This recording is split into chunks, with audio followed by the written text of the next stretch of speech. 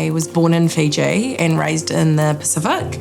And when my parents separated, my mother moved us to New Zealand, so we immigrated to Palmerston North. I grew up in and around poverty, but my mum taught us how to work really hard and wanted a better future for us, and that's why she moved us here. Sam and I did our first course at Te Whānau or Aotearoa. I think it was 2019, and we loved it. Our lecturer at the time was also really good at creating an atmosphere that was non-judgmental. There was no embarrassing or silly questions, and that allowed us to just be ourselves.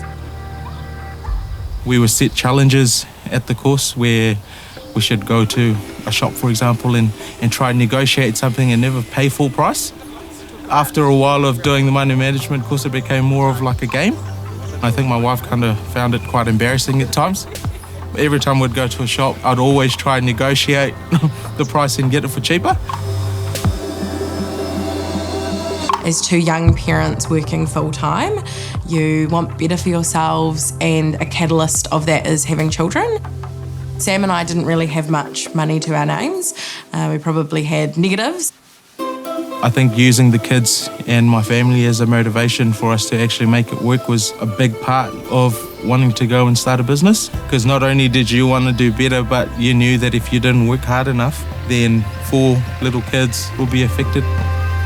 Starting a business is always a good opportunity for us Pacifica and Māori to strive towards. Would I recommend Te Wānanga or Aotearoa? Yes, absolutely. Having access to being able to understand wealth creation is a human right. So emotionally, the journey to starting a business is hard. You question everything, but I think we are our own worst enemies. We challenge ourselves and we critique ourselves at a certain level that most people probably don't.